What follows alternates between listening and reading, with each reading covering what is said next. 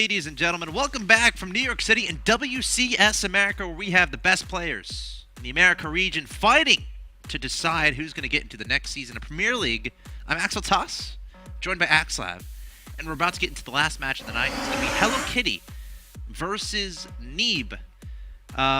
We started off with Tasia with the 2-0 over Hellokitty, a very convincing, a lot of 2-0s today, Nick. In fact, 4 2-0. Yes. Neeb with a 2 over Maker. Tasia with a 2-0 over Neeb. Hellokitty with the 2-0 over Maker in a game 2 that I haven't seen a game like that in a long time. Nick. You play Masters Protoss. I do. And have you encountered that 15-minute no stim, no combat shield? It would probably take me off guard, I'll say that. That's true. It would take me off guard. It's a crazy build, man. It's a crazy build. So, last match of the night. Did not work for Maker against No, Hellokitty. it didn't. I would not expect Neeb to use that same tactic.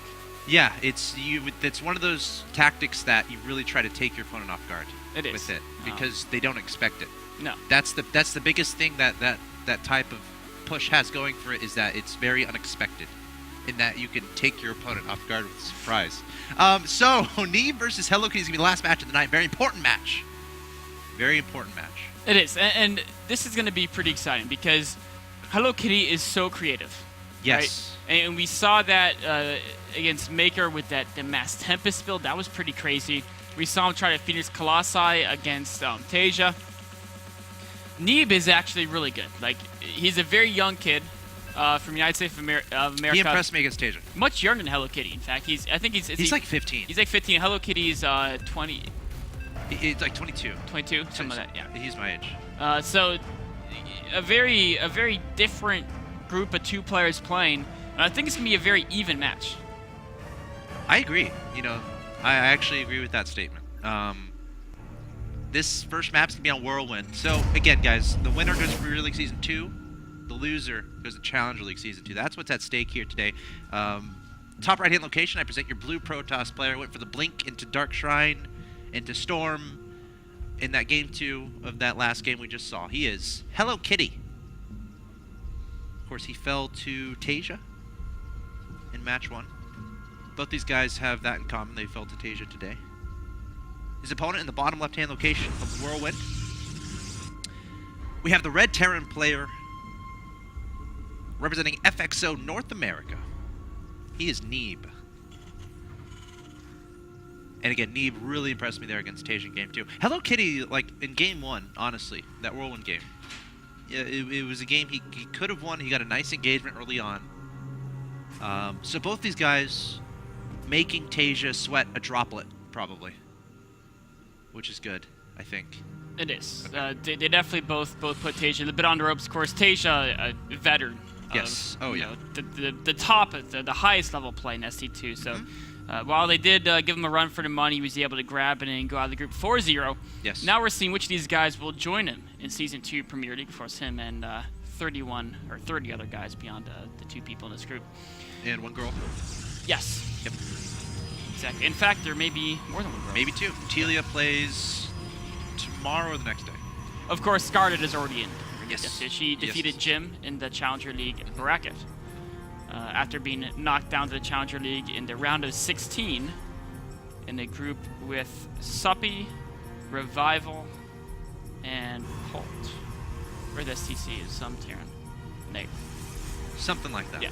Something like that. Anyway, so we're on Whirlwind here. Yes, we are. And Neeb going for not a command center first, which is one of the most common openings on Whirlwind. Instead, looks to be opening for that the standard. You get 1 Marine, then you get a Reaper, then you get a Reactor and a command center. The Reaper does the scouting for you to see how the Protoss is following it up, and that's a smart build against Hellokitty, because Hellokitty does a lot of crazy stuff. So anytime you can get eyes on him and figure out what he's doing is great. But actually, no Reaper. A second Marine. He might be going for a fast factory. But this is the second time I've seen this today. In fact, we saw this from Tasia as well. Oh, it's gonna be Reactor. Okay, so just getting 2 Marines before the. Gonna have some gas stored up here. Yeah, normally it's 1 Marine then Reactor. Maybe he'll go 2 Reaper. I think it's more like he'll just go factory. Yeah. Yeah. I agree 100%. A disappointing game. I don't see what he'd expect to do with Reapers. And SCV is going to get this guy done. And this type of build with the factory coming in behind us, most likely, usually indicates Widowmine drop opening. All right, we'll see what happens. SCV going to be scouting the existence of that natural expansion. He's got 100 gas, and there is the factory. There's going to be good enough Marines to keep the militia corps in the early gateway units at bay. You may want to build a bunker in the front to supplement that defense. I'm really curious to see how Hellokitty is going to advance here. Okay, going for the Stargate. It seems that he really likes this play. You know, getting the Stargate fast, he can get Oracles to harass early into Scout, and then, of course, he can go into Phoenix Claw side later in the game. Yeah, he did this exact build against Asia. He did. Oracle wasn't able to get too much done against Asia. In fact, I think he just died to Widowmine. But I think he killed like 3 Marines. Yes. If I remember correctly. Yes, he did. Or actually, no, it didn't die to Widowmine. It died to missile turret Marines. Yes, I think it was flying over the national. Yeah, it kind of got cornered by Marines in a missile turret. Yep. But the cool thing about it is it's like the Oracle Scout's just as good as an Observer, and it can do damage. Disadvantage is Observers are cheaper. You can leave them out on the map to get a good perimeter vision into mid-game. If you get like 3-4 Observers out, you can just get that great map vision. As far as, you know, it's much easier to get 4 Observers than it's get 4 Oracles. And you have to babysit the Oracles so you don't die to Marines. Observers, you don't really care because they're cheap, and they have to use a scan to kill it. And also, the Robo goes straight to your Colossi tech if you want it. Yeah. But again, the Oracle can do some damage, and it can kind of scare the Terran. And Revelation can be a great tool in the mid-game to keep track of the Terran army. 2 Widowmines out here for Neeb. If there's something that was the kryptonite to the Oracles of Hellokitty against Maker in Game 1, we saw, I think, 4 Oracles meet their demise. All at the hands of Widowmines. All at the hands of Widowmines. He's putting both the Widowmines in the same spot, which is a little bit unusual because... it's only 1 shot required. Exactly. So I'm a little bit surprised at why he's putting both in the same location. Maybe if 2 Oracles come in at once. Could be. Oh, is the Oracle get too close? Nope. Just barely skirts the edge, of course. Both players are aware of what's going on. Nothing there at the natural. Yeah, a few SCVs. SCVs very quickly run to the bunker, so not even losing a single SCV, just a mule going up. I spoke too soon. 1 SCV going to be plasma'd down. Is that a good way to describe it? Marines coming forward! Oh! The Oracle saw 4 Marines. He's like, no problem. I take this on all the time. And then didn't realize there's a medevac there. Yeah. Oh, yeah, the medevac. So it could make it much more difficult to kill those Marines. Now, there are some Hellions sneaking around the map scouting, and there's actually nothing in the natural of Hellokitty. So, you know, that would be confusing. If you're a Marine and, like, you know the pulsar beam? It's green. Yes. And you know the medevac beam is green. So, like, you think you're going to get healed, and then you die to the pulsar beam. The woes of being a Marine, man. Yes, there's a lot of confusing things that might happen in StarCraft 2 if you're a Marine. Just wanted to add that, Nick. So Neeb is launching his drop here. Okay. 2 Widowmines, 4 Marines in this drop. At the same time, there's a Widowmine in a natural to defend against his Oracle. The Oracle pops back up. Oh, Stalker's going to deflect this drop. Play Photon Overcharge in the natural. Nice Photon Overcharge. Medevac going to be forced to stay in the main. The Widowmine is trying to scuttle into the ground, burrow into the ground. One's going to be detected. The second one going to take a shot at the Stalker. And the Hellion's going to just try to run past Photon Overcharge. I don't think he's lost both the Widowmines, and he's going to lose everything else here. Yeah, Medevac thought about sticking around, but decided, Marines, you can fend for yourself, we're out of here. But I think it should die to the Photon Overcharge, and there it goes. Yeah, an amazing defense by Hellokitty. I mean, he lost basically nothing. A Stalker and what, like 1 probe or something, or 2 probes. Phenomenal defense there. Oracle, as usual, going to get killed by that Widowmine. Well, at least he scouted the number of SCVs there. And there's a lot of SCVs, I think, took some splash damage there. Of course, the Widowmine splash damage, unlike against drones or probes, it doesn't actually kill. Right. Oh, wow, that's like 8, 9. Yeah. Now, if Hellokitty had like a Hellbat right now, oh, yeah, could kill all those SCVs. Or if Neeb accidentally misclicked. But you don't take friendly fire with Hellbats, so. This is true. If Hellokitty made a Changeling, made it into an SCV. Oh, and then Neeb tried to kill the Changeling thinking it was his own. I don't know where that's going. It's some crazy thing. Yeah. Neeb going into Hellbat production.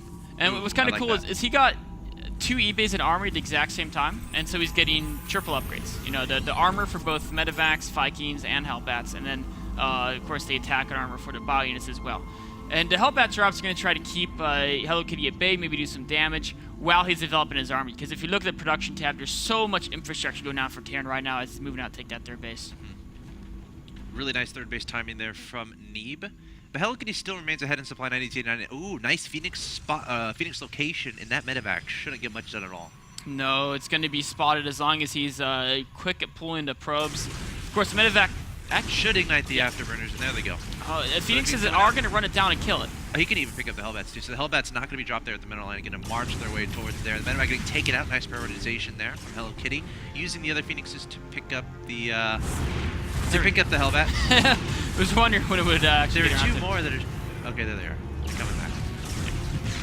Phoenix has kind of got sidetracked for a bit. So yeah, you know, that was cleaned up very well. We did lose some mining time. Of course, killing the medevacs is huge. If you're going Phoenix Colossi and you kill the early medevacs, it puts so much strain on their starport production. Now, Neeb does have 2 starports, but he only has a reactor on one of them. And he only has 2 medevacs currently. So remember, Atasha kept all 4 of his first medevacs alive. Neeb lost 2 of his first 4 medevacs, right? The first one with the Widowmine drop, and then the second one with the Hellbat drop. Right. And he has to really focus on Viking production. And the difference between having 2 medevacs in mid-game army and 4 is actually huge. So while Neeb's still looking in decent shape, he is going to be strained with this. Wait, I was going to say strained starport production, then I just realized he's building more starports. How many starports does this guy have? 1 in production. He's going to have 4. Whoa. What? So he's not messing around when his opponent goes Phoenix Colossus. I kind of like that. You know, this is... You know, if you build a reactor, you can double produce. Yeah, that's why I think he wouldn't build 4 starports if he just was thinking about Vikings. He would build 2 or maybe 3 with reactors, right? So you're thinking like maybe a transition to like battle cruisers. Potentially later, yeah. We could see Ravens, BCs, Banshees. I like that. I mean, for now, he just wants to get Vikings. Sure. But he could add tech labs once he feels he has air control and transition. Cool. That's kind of cool. In the starports, you never have to make again. Maybe he saw that Tempest game and is thinking, yes, might need some Ravens just later down the road. Yeah, absolutely. Cool play there from Neeb, anticipating the future of this game and how it might unfold. He still isn't building more medevacs, which is a little bit worrisome because 2 medevacs is just not really enough. I mean, Hellokitty's Gateway Army is small, but the Colossi, without any healing, are going to tear through that ground army. Yeah, absolutely. I guess if he gets enough Vikings, he can send the Vikings in low. Vikings, and if there's any stalkers, it's fine. Yeah. You lose a little bit, but as long as you take out the air and then swoop in once the Colossi are gone with the bio. He's building Vikings like 5 at a time, and there's only 1 Stargate producing Phoenixes. So Hellokitty is going to have to do a hard switch into his ground because the Air War is not going to win against a guy with 4 starports. Yeah. It's just like, it's not going to happen. And you know, it's one of those situations that can get kind of dangerous for the Terran where, you know, like in ZVP, if you make too many corruptors and your opponent does that switch out of air, it's kind of the same situation where your opponent makes too many Vikings. All of a sudden, they might have wasted supply. You can just overwhelm the ground. And there's so many more warp gates than barracks. So if he loses his bio army, he can't replace it very fast because he only has a few barracks. I don't know exactly how many, but not very many at all. Whereas there's a lot of gateways going down for the Protoss player, Hellokitty here. 23 Vikings about to be on the map. Once Neeb maxes out, though, he can add in more barracks with his extra money. He can also, anytime he wants, he can start using... Remember when Tasha had more Vikings? He just started picking a Hellokitty's army. There's no Storm, there's no Blink. So if you have more Vikings than they have Phoenix and Colossi, you can just start chipping away at them. And then always, if your Stalkers come after you, just retreat and just keep kind of sneaking in pot shots. All right, here we go. Big engagement night happens soon. The Vikings going to start tracking down the Colossi. The Charge Lights sprinting for the Phoenixes, trying to get their damage done as well. A good engagement here for Neeb so far, I would say. Of 187 to 158 in supply, the Stim Marines and Rondas are very much still alive, trying to stay away from this Colossus. And Hellokitty is just going to end up losing everything. He's just being slaughtered here. So many Vikings. The bio is all very low, though. Yep. This one Colossus could take down a lot of the units. Phoenix is actually finishing off in a Zelt Warp in.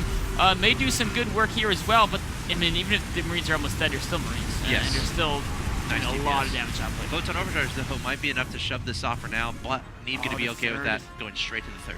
Third is so vulnerable here. More and more Vikings being produced by Neeb. Was critical there as he struck when he had an upgrade advantage. 2-2 versus the 1-1 of Hellokitty. Oh, okay. He thought about sticking around and taking down that Nexus. Units are too low. They're all so crippled. He's going to try to do it anyway. The Zealots coming out here trying to fend this off. The Vikings actually landing And that's smart. Actually gonna let the take out the most important. Should probably land again now, and yep. This many Vikings can actually just take out the Nexus. Although the Immortals do a pretty good job on the back line. Vikings versus Immortal, you don't see that too often. But you know, this Nexus is doing a pretty good job. It's up to 9 kills, 10 kills now, trying to fend off the units. But there's no more warp-ins. And it's getting lower and lower. A few more zealots warping in, but only 2 at a time. Oh, he has to make a decision. Does he stay or does he go? Oh, there's enough zealots and Immortal coming back. More Vikings rallying in once those land. This is funny. It's actually just using Vikings in his army. And they're actually doing the work. And you can actually like pick up Vikings in your medevac, so you can pick up the weakened ones. That'd be cute. Fancy micro there. The Nexus does get taken out. All these probes are super vulnerable. Neeb up 168 to 73 in supply, showing the power of the landed Viking. And I dare say we're seeing the future of TVP metagame in front of us right now. What do you think about that, Nick? Nothing but Vikings? Yeah. It has promise. It has promise. At least against an opponent who's focusing on Phoenix and Colossus. Sure. It's a very strong combination. Yep. A few more medevacs I think would have benefited him, but as is, he just got enough there. 3 Archons and what, yeah, okay. Better lift those guys and take care of that Colossus. Planetary Fortress taking down a pylon. He is gonna push this back, and actually there's something going on at the third. Looks like a Zealot counterattack. A Dark Shrine was made a little bit earlier, by the way. But there are turrets and all these. Oh, is it? Oh, it must be the second one. It must be. I saw one get queued up. Oh, I think he queued it up, but the probe like said no. Yeah. And then he realized he doesn't have it. Neeb's just continuing to rally units. Now he's in medevacs to keep units healthy. Again, once the Colossi are gone, you can do that. And there's the GG from Hellokitty. Neeb takes game number 1, correctly identifying his opponent's choice of going for the Phoenix and Colossi and then making a bazillion Vikings, and that was enough to clean up Hellokitty. It was game. a very good composition there by Neeb. And in the battle, even though we didn't have many medevacs, the Colossi weren't really able to get that many hits off on the Bioforce. They seem to be in the back a little bit. It might have been a little bit of miscontrol there. So what happened there is Hellokitty, I think he saw the Vikings, and he saw they were focusing the Colossi, and he said, if I pull them back, then the Vikings will have to run through the Phoenix, and he'll take a lot more losses. Yeah. And sometimes that can work. There's too many Vikings, really. Yeah. I mean, there was enough Vikings that the Colossi were going to go down no matter what, and he probably just had to say, push forward and see how much you can kill before you die. And if he did that, the battle might have gone differently, because with only 2 medevacs, that bio will go down very quickly. Yeah, that's a really good point. I mean, I feel like if you have an observer there, you're able to spot the 5 starports that your opponent has. You're able to spot right there. The Colossi all back away. Yep. See, they're not doing much right there. They're just chilling. Yeah. And now they're back in the action, but now they're getting focused on very quickly. So. Yeah, but it's a situation where, let's say you have an observer and you scout all the Vikings, you scout the medevacs, and you stop at like 4 Colossi maybe, and then you start making Immortals, and just focus on the ground army. Then you can just kind of ignore the Vikings. Or a hard switch to Storm. Which is kind of what he was doing. He had a high tempo archives on the ground. He was trying to do it because once your opponent, if you force your opponent to get like 20, 30 Vikings, all of a sudden Storm is just insanely good against Vikings. Absolutely. So guys, currently Neeb is up 1-0 in this best of 3. The final match of the night to decide who's going to Premier League Season 2. Neeb is 1 win away. Guys, stay tuned. Game 2 coming up.